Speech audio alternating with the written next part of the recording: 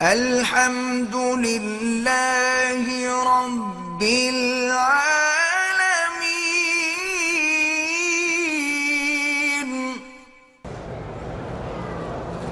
میرے والد کا انتقال ہو گیا ہے، میری سوتیلی ماں جوان، اس سے شادی آپ نہیں کر سکتے۔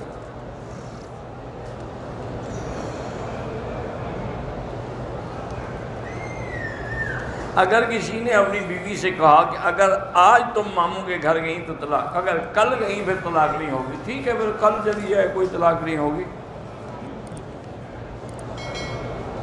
میرا بھائی پاکستان میں کہیں بھی آپ عمرہ کر سکتے ہیں، جو فوت ہو گئے اللہ ان کی مغفرت فرمائے۔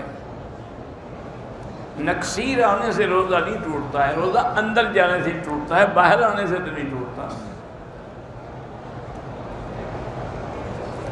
میرے استاذ تھے مولانا غلام سرور صاحب، میرے والد صاحب کے شاگرد تھے، میرے استاد تھے، ہمارے مدرسے میں ساری زندگی گزار دی۔ ان کا بیٹا ہے مولوی انور صاحب، اس بیچارے کا ایکسیڈنٹ ہوا تو اس کی ٹانگ ٹوٹ گئی، انہوں نے آپریشن کرایا، سب کچھ ٹھیک ہو گیا۔ اب جب انہوں نے کھولا تو ہڈی لگی ہی نہیں، تو انہوں نے بتایا ہے اور ڈاکٹروں نے کہ وہ تو اس نے آپریشن ہی غلط کیا ہے، تو آج وہ بیچارے کا دوبارہ آپریشن ہو رہا ہے، اللہ شفا عطا فرمائے۔ داڑھی کو کالا کلر نہ لگائیں، باقی جو مرضی آئے لگائیں۔ برات کے وقت میں لوگ لڑکی کو سلامی کے پیسے دیتے ہیں، یہ ایک رواج ہے، کوئی شریعت کا حکم نہیں ہے، ایک رواج ہے، خوشی ہے، ایک دوسرے کی مدد ہے، وہ لے سکتی ہے، کوئی منع نہیں۔ اور اگر وہ لڑکی کو دیں تو وہ لڑکی کا حق ہے، لڑکے کو دیں تو لڑکے کا حق ہے، اس سے اور کوئی دوسرا نہیں لے سکتا۔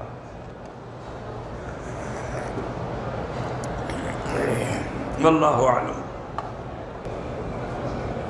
اونٹ کے پیشاب کے بارے میں ایک حدیث موجود ہے، حضور صلی اللہ علیہ وسلم کے پاس مدینہ منورہ میں کچھ لوگ آئے، ان کو مدینہ پاک کی فضا اور ہوا راس نہ آئی، ان کے پیٹ جو تھے نا وہ بڑھ گئے، استسقاء کی بیماری میں وہ مبتلا ہو گئے۔ تو حضور پاک نے حکم دیا کہ جہاں جبل احد کے پاس باڑہ ہے جس میں صدقے کے اونٹ ہیں، ان کو وہاں بھیجو، اور ان کو بھی آپ نے یہ فرمایا کہ اشربوا من البانھا و ابوالھا، تم اونٹ کا دودھ بھی پیا کرو اور پیشاب بھی پیا کرو۔